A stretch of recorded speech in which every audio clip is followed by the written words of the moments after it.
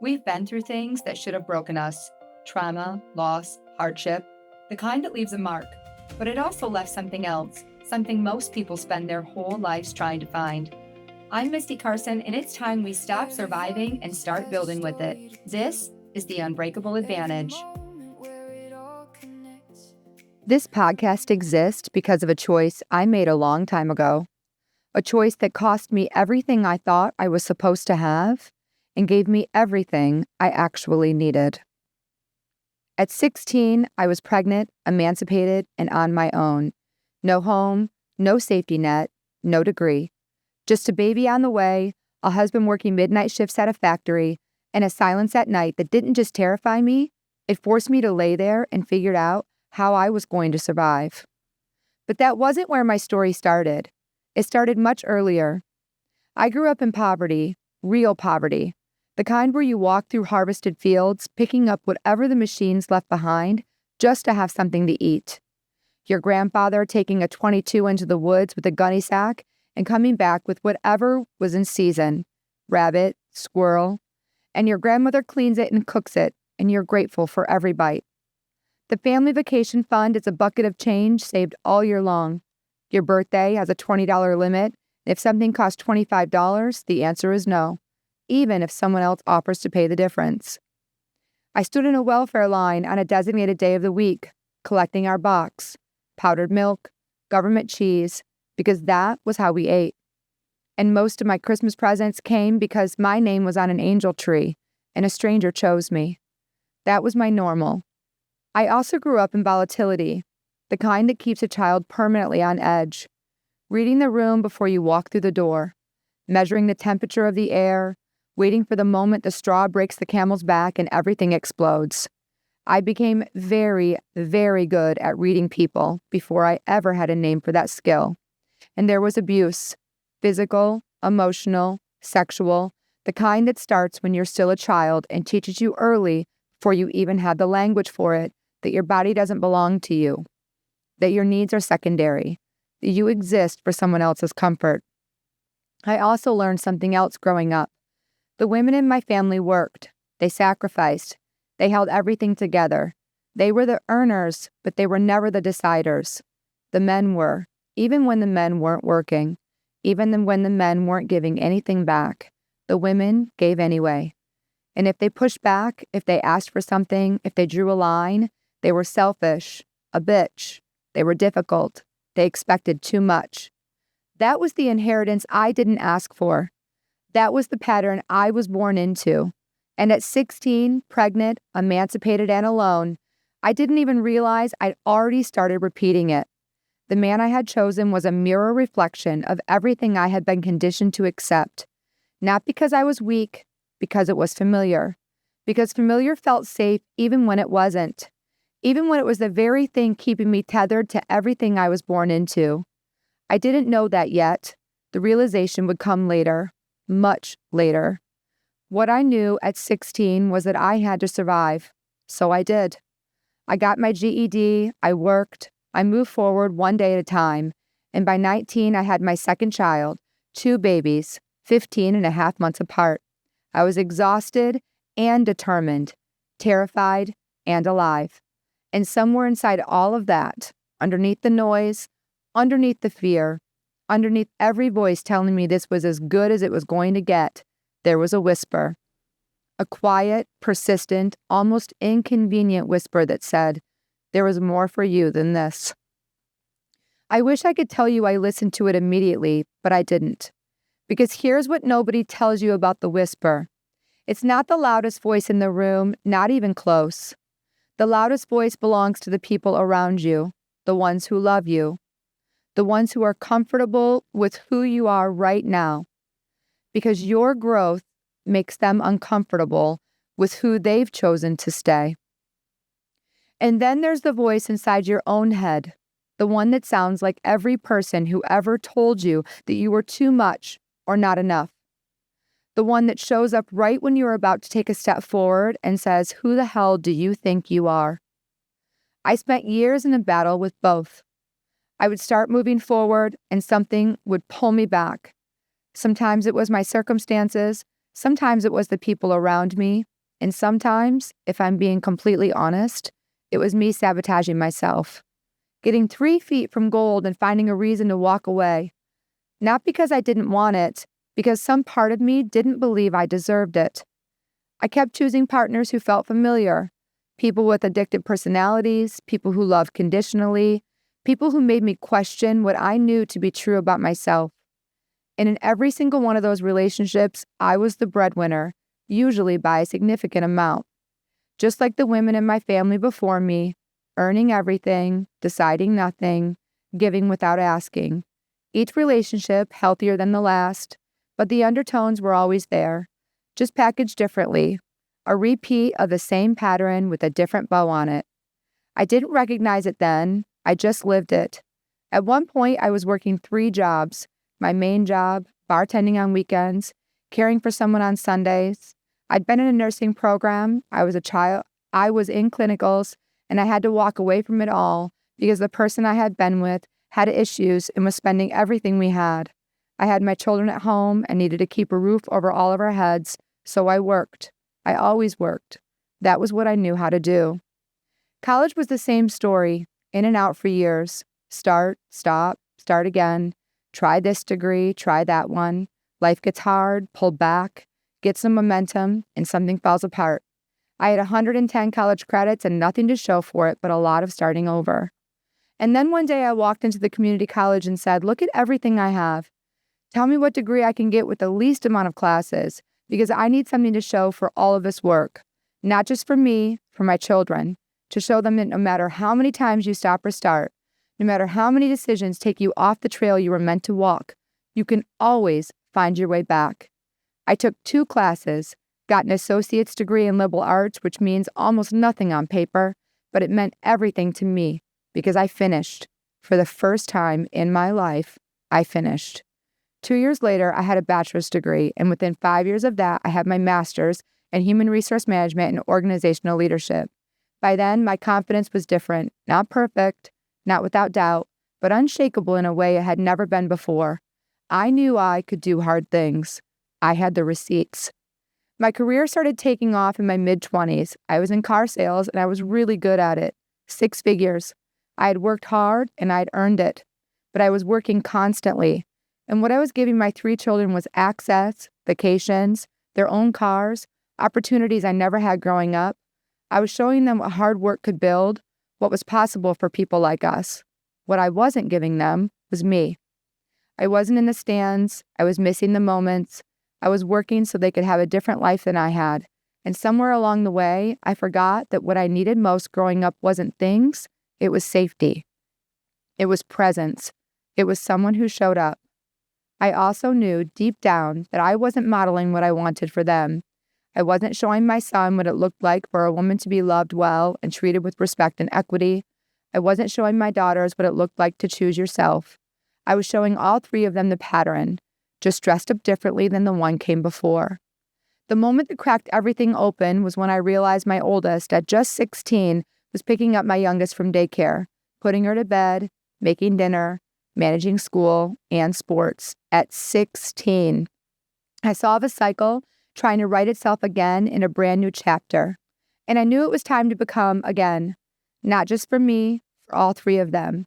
That's when I made the decision to go into insurance. Same income potential, more control over my time, more presence, more of me in the places that mattered. And 7 or 8 years into building that career, after proving to myself over and over again that I belonged in rooms I had never been invited into, I got a phone call with a job offer, a number that started with a 2, with bonus potential that could reach $300,000 or more. I told them I'd think about it, hung up the phone, and I cried for 24 hours. Not because I was sad, because I couldn't believe it was real, because some part of me was still waiting for the catch, still waiting for them to figure out they had the wrong person, still waiting for the background check to come back with some mistake I didn't even know I'd made. The offer was real. The background check was fine. I took the job, and I showed up every single day, waiting to be found out, waiting for someone to stand up in a meeting and say she doesn't belong here. We made a mistake. Nobody ever did, because I did belong there. I had earned every single thing on my resume. I had the degree, I had the track record, I had the skills. I've been building toward this for decades without even knowing it.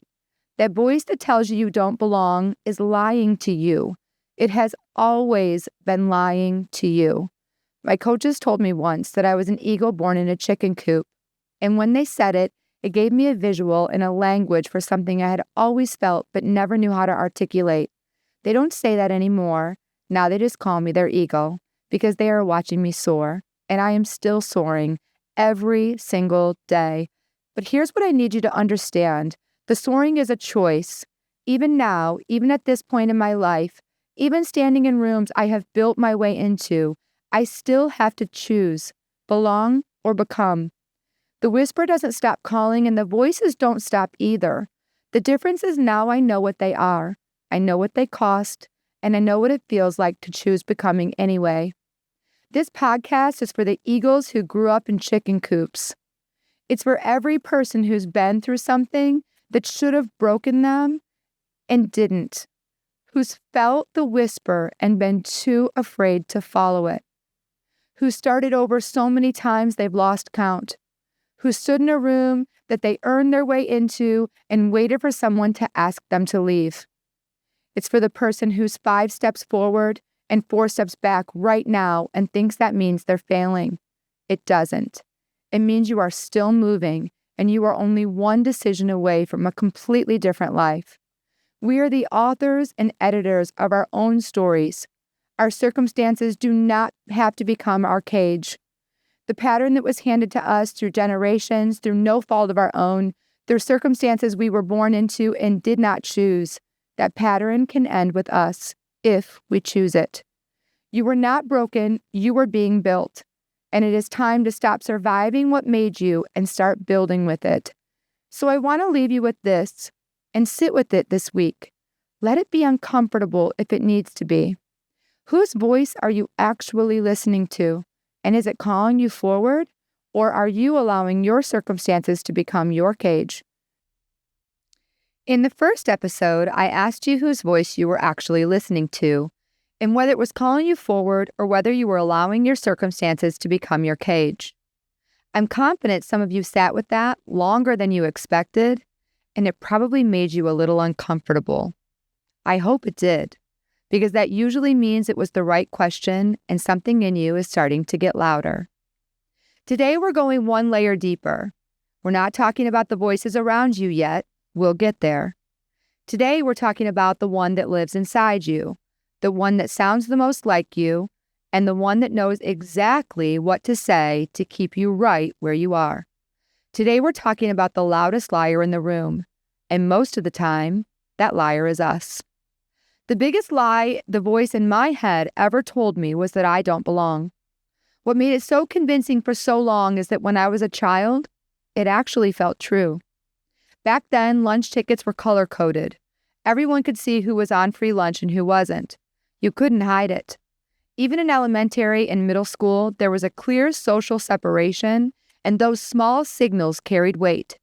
They shaped how you saw yourself, and whether anyone said it out loud or not, it existed. The friends I did have would come over and see me, and then something would shift. At school, they started pulling away. When I asked why, the answer was always some version of their parents not wanting them around me anymore. It was never explained. It didn't need to be. I knew I lived in a trailer park. The message was consistent. You are different. You are less. You do not belong here. The evidence felt real, and my brain did exactly what it was designed to do. It learned from the environment, adapted, and built a belief system around the reality I lived in. The problem is that belief didn't come with an expiration date, and so it followed me. Out of that environment and into every room I walked into as an adult, still whispering the same thing. You don't belong here, and eventually they're going to figure that out. It wasn't vague. It had very specific language. They're going to find out I'm damaged, that I came from generational poverty, that I was a teen mom, that it took me longer to get through college, that my pedigree isn't right. I'm going to say that again because this one matters. My pedigree isn't right. Pedigree is a word we use for show horses and purebred dogs and generational wealth families. and I was using it to describe myself while standing in rooms I had fought and sacrificed my way into, rooms I had earned. And that's what the liar does. It doesn't just say you don't belong. It says you are the wrong kind of person to belong. Wrong origin, wrong start, wrong story. I got my first professional job selling cars. I was young. On my second day, I sold a car.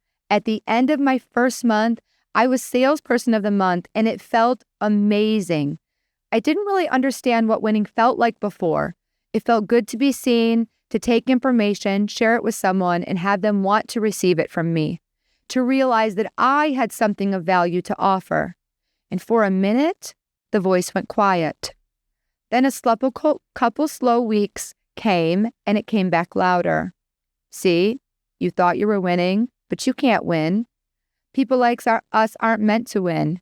You thought you were going to make it, but this is where we end up. You thought people saw your value, but that just means they didn't know any better. Somehow, you tricked them. That's the liar's strategy. It doesn't argue with the win, it waits. It knows a slow moment is coming, and when it does, it calls the win the anomaly and the struggle the truth. I believed that story on and off for a long time, and I still hear it sometimes. The difference is, now I recognize it faster. I can feel it coming, and I have a narrative ready before it builds momentum. But it took a really long time to get there. In those early years, that lie showed up in 4 different ways depending on the day. It didn't feel like a pattern at the time, just felt like how I had to survive. There were days I shrank. I made myself smaller, took up less space, said less in meetings, held back ideas that I knew were good because I didn't want to draw attention to myself. There's a specific feeling that comes with that. You're in the room, but you're not really in the room. You're watching, calculating, making sure you don't say the wrong thing that gets you exposed. Because in the back of your mind, you still believe if they look too closely, they'll figure it out. There were other days where I went the complete opposite direction and I performed. I led with the toughest version of myself. I talked louder than I needed to. I pushed harder than the situation called for. I said things in a way that made it clear I wasn't the one to challenge. And while part of me is strong, that part is real, there was also a version of that wasn't me. It was my armor. It was me trying to control how I was perceived because I didn't trust that the real version of me, the one that actually wanted to support people and build relationships, would be taken seriously on her own. Then there were times I overcompensated, and early on, that looked like being aggressive. I fought for everything, every lead, every opportunity. I was a bull in a china shop with my peers because fighting for everything was what I knew. Those survival instincts that kept me alive showed up on that sales floor, and they worked until they didn't. And over time, overcompensating started to look different. It wasn't always loud or aggressive. Sometimes it looked like doing too much for everyone else. I was always drawn to the people I could tell who had been through something hard, the underdogs, the ones who reminded me of me. And I would pour into them, help them, sometimes even do things for them that they needed to learn how to do themselves. Because if they won, it felt like proof that people like us could win. And if they didn't, there was a part of me that felt exposed. Their success felt like my protection. Their failure felt like my exposure. Both lived in me at the same time. And then there were days I disappeared entirely.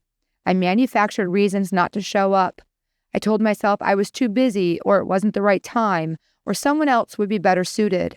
But the truth is, there were moments I avoided walking into rooms where I felt like I didn't belong, because if I never walked through the door, no one could ever ask me to leave. Shrinking, performing, overcompensating, disappearing. 4 different responses to the exact same lie. And there were days I moved through all 4. Most people don't realize they're doing this. They think this is just who they are. They think they're just quiet or intense or generous or inconsistent. But it's not random. It's a response. It's a pattern. And once you see it, you cannot unsee it. I remember something I did in those early years that I've never forgotten. I read when people have to look down to speak to you, they subconsciously look down on you. So I decided I would never give anyone that advantage. I wore heels every single day, never flats, not in a professional setting. I was in my early 20s doing psychological calculations about how much space I was allowed to take up and how to take up more of it without anyone noticing. I was controlling every variable I possibly could. I still wear heels, but I wear them differently now. Not because I'm afraid of being looked down on. I wear them because I feel feminine and polished, and they make me feel powerful. And sometimes I wear flats in a professional setting, something the 22-year-old version of me would have never allowed. Same shoes, completely different relationship with myself. Eventually, controlling the variables wasn't enough. The harder I pushed, the more visible I became. Some people admired it, some had it out for me, and that created a new problem because now I didn't feel like I belonged with my peers either. Even when I was winning, the winning made me a target, and being a target made the voice louder, not quieter. That's when one of my leaders pulled me aside and told me something that stung before it landed. He said I could hold space without being aggressive, that there was a third option between shrinking and overcompensating. In that moment, I didn't think he understood, but when I went home and sat with it, I realized he was right. I stopped leading with my elbows and started leading with what I could offer. How could I serve? What could I contribute? And what happened was the people around me started wanting to help me to succeed because I stopped making them feel like my competition. The feedback changed everything about how I moved professionally, and eventually it changed my room. I left car sales and went into insurance, not because it was the obvious next step, but because I saw something different. I was standing on the sidelines of sporting events, watching an insurance agent in the stands with his kids. His office wasn't open on weekends. Mine was. I made a decision that my income and my presence were not going to keep living on opposite ends of my life. But the liar was waiting for me on the other side of that decision. Insurance is nothing like car sales. The sales cycle is long. I didn't understand the industry, and I was learning everything from scratch as a single mom with everything on the line. And every single day, the liar told me to go back to what you know. This was a mistake. You are not built for this. It was a gladiator battle in my mind every day, but I stayed in it. My first year, I made less than I had made in years. By my third year, I made more than I ever had in my life. When the opportunity came to step into leadership, I was offered 2 territories. One was already built, stable, successful. The other was struggling, one of the worst performing in the country. I chose the second without hesitation. Not because I didn't want the money, but because I knew if I stepped into something already built, the liar would use it against me forever. It would say it wasn't really me, that I had inherited someone else's success, that I hadn't proven anything. I needed to build it myself. Within a few years, most of my team was performing at the top level in the country, and I was named Region Manager of the Year. Then came the job offer. A number again changed everything. Hanging up the phone, crying for 24 hours, not because I was sad, but because I couldn't believe it was real. Part of me waiting for the catch, still waiting for them to realize they had the wrong person. Waiting again for that background check to come back with something wrong, even though I knew I had done nothing. And for months, I showed up every single day expecting to be found out. Nobody ever did because there was nothing to find. And then one day it hit me. I stepped off on floor 9 when my elevator was supposed to only go to 6. Even after everything I had built and proven to myself, I had still put a ceiling on what I believed was possible for me. I didn't even know it was there until I was already above it. That's what self-imposed ceilings do. You can't see them from underneath. You only recognize them after you've broken through. My grandmother was the first person who ever told me we didn't have to be victim of our circumstance. She believed that before had any evidence to show her that it was true.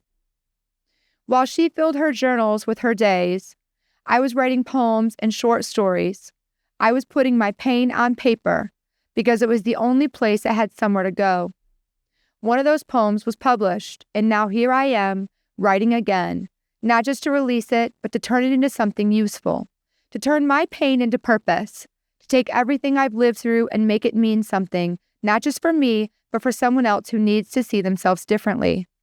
I still have moments where the voice gets loud, before a keynote, before walking into rooms that still trigger that old feeling. And when it does, I ground myself. Misty, take a deep breath. What brought you here today? What decisions did you make? What outcomes did those decisions create? You were built for this. And I remind myself of one more thing.